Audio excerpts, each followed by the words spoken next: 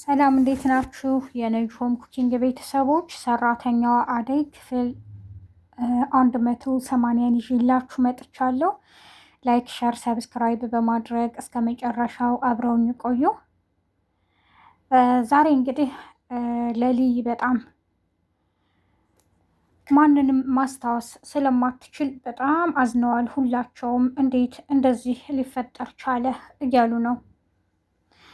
ዶክተሩንም ኤላ እያለችው ነው። እኔ እኮ ኤላ ሳልሆን ኢዩኤል ነኝ፣ ኤላ ደግሞ ማን ነው ይላል። በጣም ግራ ገብቶታል። የቤዛ ወንድም ቤዛ ቁልፍ ሰጥተው ነበር ከዚህ በፊት ኤላ እያለ ነው ይህንን ቁልፍ አስቀርጬ ያስቀመጥኩት፣ አሁን ሂድና ቤቱን ከፍተህ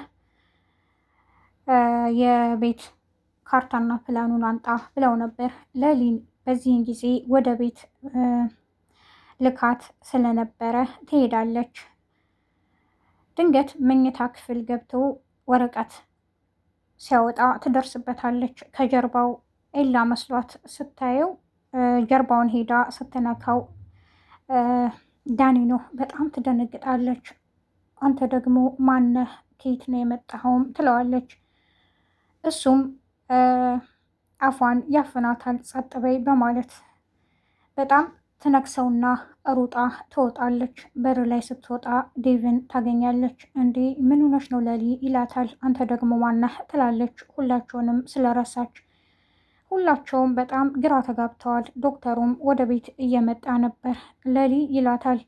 እንደ ኢላይ የመጣ የሆነ የሚያስፈራራ ልጅ እቤት አለ ትለዋለች።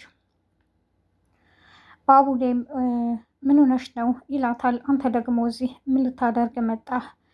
እኔ ሳይ ታስጠላኛለህ፣ በጣም ነው የምፈራህም ትለዋለች።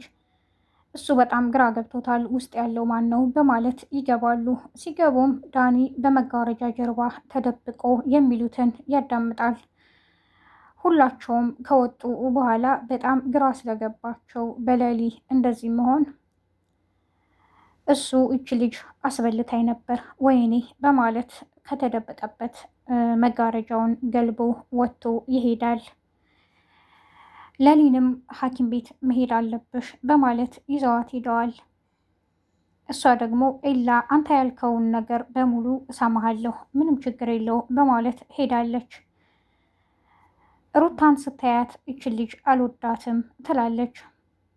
ቤዛን ስታያት እሷ እኮ ሩታ ናት፣ በጣም ነው የምወዳት ትላለች። ሩታ በጣም ግራ ገብቷታል። ቤዛን ትጠላት ነበር። እኔም ቤዛ አረገችኝ፣ ቤዛን ደግሞ ሩታ አደጋ ነው የምታወራው። ምንድን ነው ይህ የሆነ ያለው ትላለች ዶክተሩን። ባቡሌም በጣም ግራ ስለገባው ይህ ነገር እንዴት ሊፈጠር ቻለ? እኔን እስከ መርሳት ይላል። እኔ ምንም መታገስ አልችልም፣ ለእኔ በጣም ከባድ ነው። እናቴ ያ ሁሉ መከራ ደርሶባት አሁን እናቴ ደህና ሆነች ስል አሁን ደግሞ በሌሊ ልፈተን ነው እያለ ብቻውን ያወራል። በጣም ግራ ገብቶታል። ማዘሯ ጋር በመሄድም ለሊ በጣም ልቤን ሰበረችው። እኔ አሁን ምንድን ነው ማድረግ ያለብኝ? አንቺ ብትሄጂ ደግሞ የበለጥ ልብሽ ይሰበራል፣ ቤትሽ ቁጭ በይ ይላታል። ለሊ ካልነበርኩበት ያን ሁሉ መከራ ሲደርስብኝ እንደዛ ራሴን ስቼ አስፋልት ላይ ወጥቼ እብድ እስከሚሉኝ ብዙ ነገር ሆኛለሁ። በዛን ጊዜ ከጎኔ ነበረች፣ በብዙ መከራ አብራኝ ስለነበረች ልተዋት አልችልም። ስለዚህ እንደውም ከበፊት የበለጠ አሁን ነው የማስፈልጋት። በልጄ ውሰደኝ፣ አንተም የፈለገውን ነገር ትበልህ፣ ምንም መቀየም የለብህም፣ ከጎኗ ልትሆን ይገባል ትለዋለች። እሱም እሺ ችግር የለውም እናቴ በማለት ወደ ለሊ ይሄዳሉ። ዶክተሩ ይህን መድኃኒት መውሰድ አለብሽ ስላላት እሷም አንተ ካልክ ችግር የለውም ኤላ በማለት መድኃኒቷን ወስዳ ትተኛለች። ጠዋት ከእንቅልፏ ስትነሳ የባቡሬን እናት አልጋዋ ላይ ታገኛታለች። እንዴ አንቺ ደግሞ ማነሽ? የማሚ ጓደኛ አይደለሽ እንዴ? ማሚ የት ሄዳ ነው ትላታለች። እሷም በጣም ግራ ስለገባት አይ አዎ ማሚ የለችም፣ ግን ይችን መድኃኒት መውሰድ አለባት አደራ እንዳያልፋት ብላኛለች። መድኃኒትሽን ውሰጂ፣ እናትሽም ትመጣለች ትላታለች። ባቡሌም ወደ ውስጥ ሲገባ ያያታል። እንዴ ይሄ ልጅ እዚህ ቤት ምን ያደርጋል ትላቸዋለች። እሱ እኮ ልጄ ነው ትላታለች። እንዴ ያንቺ ልጅ ነው እንዲህ ሳየው በጣም ነው የሚያስጠላኝ፣ ደግሞ በጣም ነው የምፈራው ትላታለች። ወይኔ ልጄን እንዴት ነው እንደዚህ የምትይው? እሱ እኮ ጥሩ ልጅ ነው፣ ደግሞ በጣም ይወድሻል ትላታለች። አንቺ የማሚ ጓደኛ አይደለሽ? ምንም ችግር የለውም፣ በቃ ይሁን ልጅሽ ከሆነ በቃ ከዚህ በኋላ አልፈራም ትላታለች።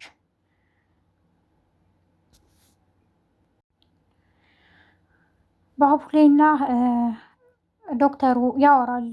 ግን እንዴት እንደዚህ ሊሆን ቻለ? ነገሮች ሁሉ ተቀይረዋል። በሕክምና አንዳንዴ እንደዚህ አይነት ነገር ያጋጥማል። ደግሞ እሷ የደም ካንሰር ታማሚ ነበረች። በጣም ተጨንቃ ነበር። በዚህ ፍጥነት አእምሮዋ መቀየሩ ደግሞ ደስተኛ ሆና ስላየናት ምናልባት ለበጎ ነው፣ ምክንያት አለው ይሄ የሆነበት እና አሁን ተዋት፣ ሕክምናዋን ግን በደንብ መከታተል አለባት እያለ ይነግረዋል። ግን በየትኛውም ጊዜ በየትኛውም አጋጣሚ ከእሷ ጎን ልትሆን ይገባል ይለዋል። እሺ ብሎ ምክሩን ተቀብሎ ወደ ቤት ይመለሳል። ቤዛ ለምንድን ነው ማትወጃት ቤዛን እያለች ራሷን ትጠይቃታለች። አሁን ሩታ ብላ እየጠራቻት ስለሆነ በእኔና በኤላ መሀል ለመግባት ትሞክራለች። ሩታ ደግሞ በጣም የምወዳት ጓደኛዬ ናት፣ በጣም በቃ እያለች ትነግራታለች። ዶክተሩ እኔ ምልህ ባቡሌ ለምንድን ነው ኤላ የምትለው? ኤላ ማለት ማን ነው እያለ ይጠይቀዋል። ኤላ ማለት የድሮ ጓደኛዋ ነው ይለዋል። እሺ ቤዛን ለምንድን ነው የምትጠላት? ሩታን ለምንድን ነው የምትወዳት? እያለም ይጠይቀዋል። አላውቅም ብቻ ነገሮች ለእኔ ለራሱ በጣም ግራ ገብቶኛል፣ ግራም አጋብተውኛል እያለ ይነግረዋል።